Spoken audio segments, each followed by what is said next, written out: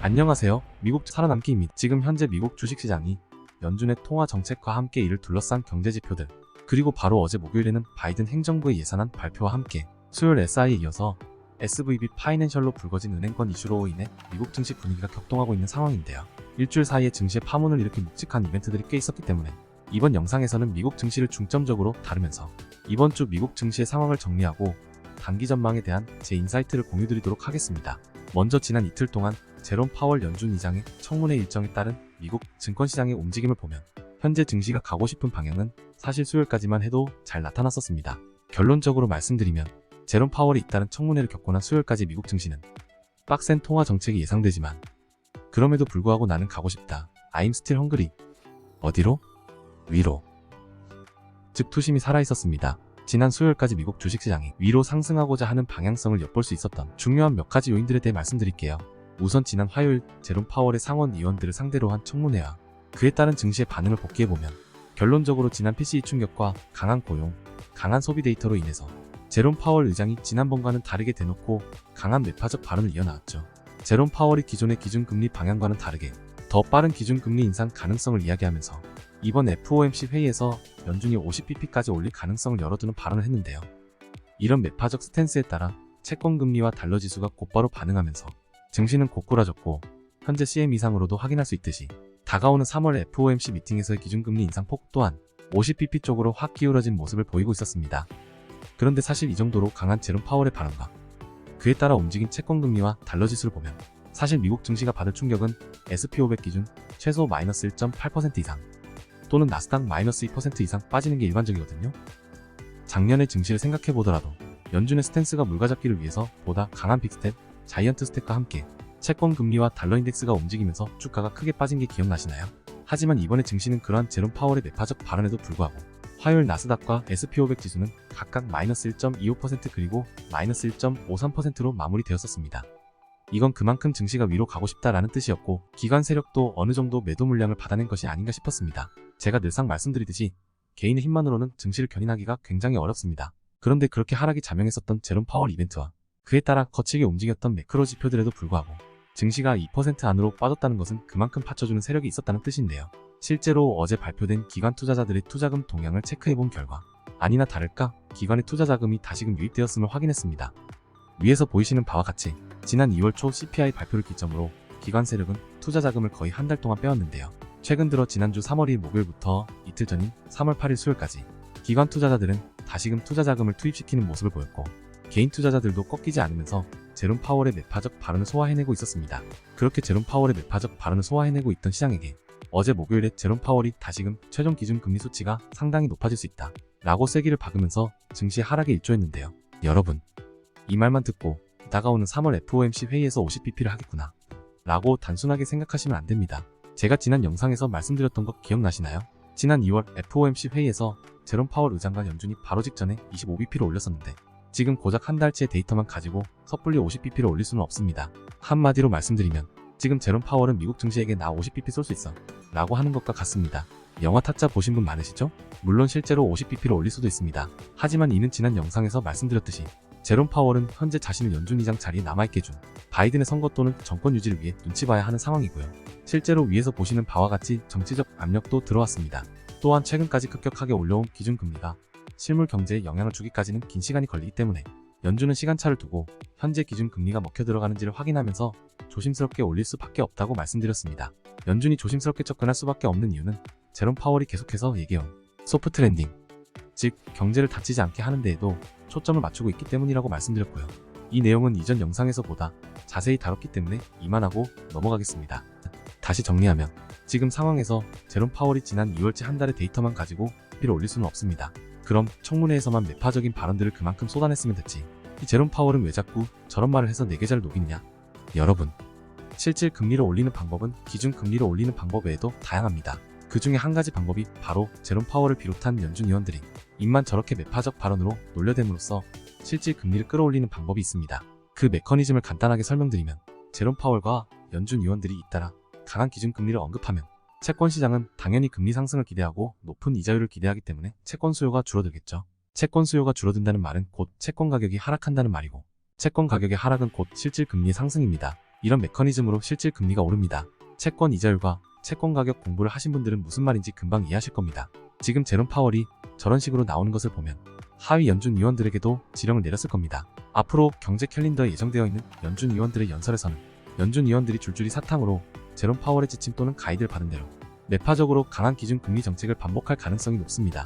하지만 말씀드렸듯이 말로써 실질 금리를 올리려는 것이지 당장 지금 상황에서 이번 FOMC 회의 때 50bp로 올리려는 것은 아닙니다. 지금 어중이 떠중이 유튜버나 매스컴에서 이번에는 50bp 상승의 가능성이 높다고 컵 주는 기사들이 많은데 지금 상황에서는 아직 25bp가 가장 유력하다고 보는 게 맞습니다. 하지만 제가 지난 영상에서 그리고 커뮤니티를 통해서 고용지표와 오늘 발표될 실업률이 중요하다고 말씀드렸죠. 여기에 더해서 다음 주에 발표될 CPI가 정말 중요합니다. 오늘의 실업률과 다음 주 CPI 발표가 정말 심각하게 나온다면 그때에는 정말 50bp 가능성도 열어두셔야 합니다. 저는 지난 영상에서도 말씀드렸듯이 CPI가 안 좋더라도 25bp일 것이라고 조심스레 생각하는데요. 만약 CPI가 심각하게 나올 경우 거기서부터는 정말 제롬 파월의 마음에 달렸다고 보시면 됩니다. 자신들이 저질러섰던 저번 달에 섣부른 기준금리 완화 정책 25bp의 실책을 인정하고 체면과 시장 신뢰를 버린 채 50bp로 갈지 자신의 직장 생활을 위해 또는 자신을 그 자리에 앉혀준 바이든을 위해 25bp를 선택하느냐 아니면 미국 경제의 앞날을 걱정하며 50bp를 선택하느냐. 정말 여기서부터는 경제뿐만이 아니라 연준이 정치와 명예, 시장에 대한 신뢰 등 모든 것들이 얽혀 들어가기 때문에 예측이 무의미하다고 할 수 있겠습니다. 따라서 금일 발표될 실업률 데이터와 다음 주 CPI 데이터를 정말 집중해서 봐야 합니다. 좀 지루하셨을지 모르겠는데 이런 이야기를 상세하게 다루는 영상이 제 유튜브 피드에는 안 보여서 이 영상을 빌려 평소보다 좀 길게 설명드렸습니다. 이어서 어제 목요일 증시의 또 하나의 변동성을 야기한 바이든 행정부의 약 6조 9천억 달러 규모 예산안 발표를 빠르게 짚고 넘어가겠습니다. 바이든 행정부의 예산 편성은 현재 바이든 행정부가 정치적으로 어느 섹터에 우선적으로 자금을 지원해주려고 하느냐를 엿보는 중요한 이벤트라고 할 수 있습니다. 따라서 투자자로서는 한 해 주식 농사를 계획할 때 정부의 예산안을 참고하지 않을 수 없는데요. 아직 드래프트 버전인 만큼 확정된 게 아닙니다. 이 예산안건을 놓고 앞으로 하원과 상원을 거쳐 어느 정도 조정과 합의를 이룬 최종본이 나오게 될 겁니다. 이 예산안에서 주요한 내용 중 하나는 바이든 대통령이 연방정부의 재정적자 해소와 사회 안전망 확충을 위해 부유층과 기업에 대한 세금을 올린다는 내용입니다. 상위 0.01% 자산 보유자들에게는 최소 25%의 세율 적용, 법인 세율을 21%에서 28%로 증세하는 등 바이든 대통령의 요점은 부자와 돈 잘 버는 기업들의 수익을 사회로 환원시킴으로써 저소득층과 사회복지를 지원할 것이라는 점이었습니다. 그런데 공화당은 물론이고 바이든이 속한 민주당에도 부자들이 많거든요. 이 사람들이 세금 더 걷겠다는데 이 예산안에 찬성할까요? 역시나 공화당이 바로 반대 입장을 표명했습니다. 공화당의 케빈 메카시 하원 의장이 증세가 답이라고 생각하지 않는다라고 표명하는 등 이외에도 다른 공화당의 상원 및 하원 의원들이 이 예산안을 비판했습니다. 현재 공화당이 하원의 과반 이상을 차지하고 있는 만큼 바이든의 예산안은 통과될 가능성이 적어 보입니다. 이에 더해서 중국과의 패권 싸움과 러시아와 같은 불안한 국제 정세로 인해 국방비 예산을 역대 최대 규모인 8,420억 달러로 책정했는데요. 이 부분은 공화당 측이 미국의 전쟁 관련 무기 및 국방 분야와 정제개적으로 로비로 얽혀있는 부분도 있고 현재 중국을 견제하고자 하는 마음은 여야가 한마음이기 때문에 지난해보다는 증가된 예산이 배정되지 않을까 생각이 됩니다. 그렇게 된다면 록히드 마틴과 같은 전쟁 국방 관련 섹터가 수혜를 조금 받을 것으로 생각이 되고요. 이외에도 바이든 대통령이 소파이와 관련해서 안 좋은 안건을 얘기했는데요. 바로 교육부에 900억 달러를 책정함으로써 저소득층에게 대학교 등록금이 지원될 수 있도록 보조하겠다는 발언을 함으로써 안 그래도 학자금 탕감 정책으로 피해를 받고 있는 소파이에게 또 한 번 안 좋은 뉴스를 만들어줬습니다. 우선 현재 예산안은 말 그대로 드래프트 버전이기 때문에 추후에 하원과 상원을 거쳐 최종 예산이 결정될 때 어느 섹터가 울고 웃을지 다시 살펴봐야 하겠습니다. 다음으로는 어제 목요일 미국 증시를 완전히 끌고 내려간 SVB 파이낸셜 그룹 이슈를 살펴보시죠. SVB 파이낸셜 그룹은 실리콘밸리 뱅크 모기업인데요. SVB는 실리콘밸리 뱅크에서 느낄 수 있듯이 성장주와 같은 벤처기업들을 주요 고객으로 하는 실리콘밸리 기반의 금융 서비스 회사입니다. 지난 목요일 SVB 파이낸셜이 유동성과 재정 악화로 약 2.25빌리언 달러가량의 증권 자산을 매각한 것으로 알려지면서 SVB 주가도 급락했고 SVB와 같이 실리콘밸리에 투자 자금이 연루된 대형 은행들도 손실이 발생했을 거라는 예측과 함께 금융 시스템의 안정성이 다시금 의심되면서 주가가 크게 하락했습니다.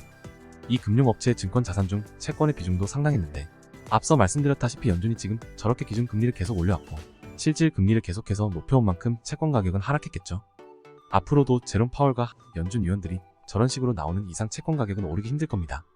이 때문에 SVB가 보유하고 있던 채권을 손절하면서 1.8빌리언 달러 가량의 손실을 떠안았습니다.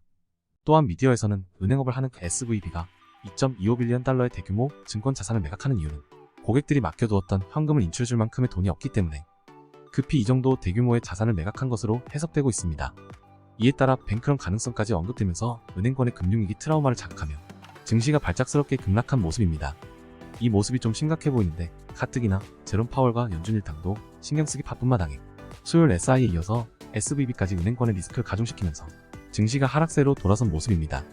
사실 목요일 프리마켓에서 고용지표가 안 좋게 발표된 한국 시간 오후 10시 30분까지만 해도 미국 증시 방향은 지난 제롬 파월 청문회의 매파적 스탠스를 소화해내고 목요일 고용지표의 배드뉴스를 발판 삼아 상승하는 모양새였으나 뜻밖의 불거진 금융권 이슈로 인해서 3대 증시가 모두 큰 폭으로 하락 마감했어요. 지난 제롬 파월 이벤트 때보다도 더욱 빠진 모습인데 지금 현재 미국 선물시장 역시 분위기가 굉장히 안 좋고요.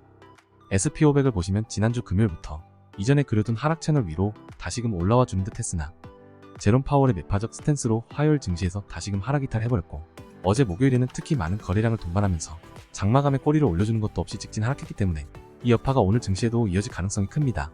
오늘 발표되는 미국의 실업률이 증가한다면 상승 모멘텀을 불어줄 수 있을 것으로 보이지만 은행권 리스크에 대한 매스컴의 보도에 따라 증시의 변동성이 동반될 것으로 보입니다. 만약 하락으로 방향이 잡힌다면 오늘 미국 증시가 열리고 나서 위에 보이시는 사선으로 내려오는 지지선을 주가가 밟고 버텨주는지를 주목해봐야 합니다. 금요일을 기준으로 해당 지지선의 위치는 약 3,880포인트가 되겠습니다. 또한 SP500 주봉 차트를 보시면 매물대를 기준으로 현재 중요한 분기점인 3,900포인트 언저리 놓여 있는데요. 만약 실업률이 증가하지 않는다면 3,800포인트까지 떨어질 가능성을 염두에 두셔야 하며 정말 하락장으로 돌아설 경우 3,800포인트 아래로는 매물대가 얕기 때문에 최악의 경우에 힘든 시간이 올 수도 있다는 점 참고하셔서 항상 현금 비중을 여유있게 가져가시기 바랍니다. 은행권 이슈에 대한 언론 매체들의 해석과 헤드라인은 주말쯤이면 정리가 될 것으로 보이는데 중요한 건 이뿐만 아니라 앞에서 말씀드렸듯이 다음주 CPI가 이번 FOMC 기준금리 결정에 중대한 영향을 미치기 때문에 현재로서는 앞서 말씀드렸던 여러가지 가능성을 열어두고 예측과 함께 그에 따른 대응을 수립해 두셔야 합니다. 여러분 본인이 마음 편하게 투자해야 하는 분인지 또는 본인의 투자 자금이 대출금과 같이 쫓기는 자금은 아닌지 등을 되돌아보시고 본인의 성향에 맞게 마음 편한 투자 또는 장기 투자 성향에 가까우신 분들은 현재 증시의 불확실성이 어느 정도 정리될 다음 주 CPI 발표 이후까지 관망하시고 본인의 담력과 투자 경험 또는 단기 투자 실력이 뛰어나신 분이라면 이러한 변동성 시장에서 앞서 말씀드린 오늘 고용지표 발표 그리고 다음 주 CPI 발표 이외 은행권 이슈의 흐름에 따라 민첩하게 대응해 나가시면 되겠습니다. 이어서 개별 종목 주가 분석 영상들로 찾아뵙도록 하겠습니다. 끝까지 봐주셔서 감사합니다. 구독과 좋아요를 누르시면 올해 포트폴리오가 2배 이상으로 불어나실 거예요.